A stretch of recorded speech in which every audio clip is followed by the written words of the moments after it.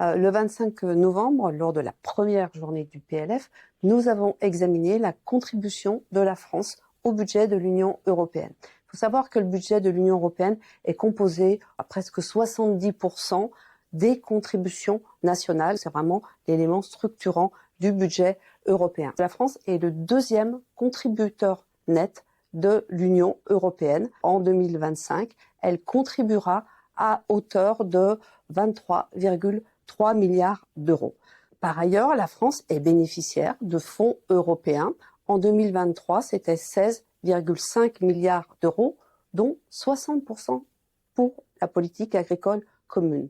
Au-delà de la politique agricole commune, l'Union européenne soutient de nombreux projets structurants, de projets de collectivités, de l'accompagnement à l'emploi, des associations et particulièrement l'aide alimentaire.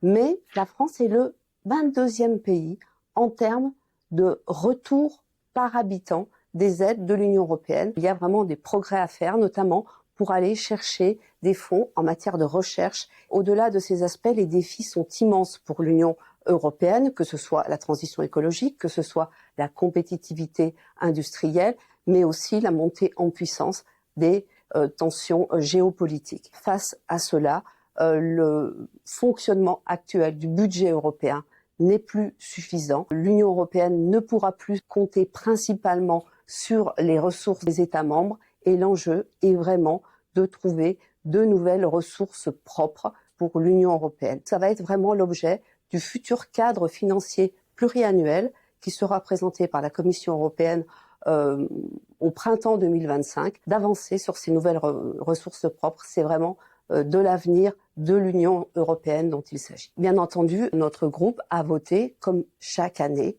cette contribution au budget de l'Union européenne, tout en indiquant qu'il était vraiment essentiel d'avancer sur la question des ressources propres de l'Union.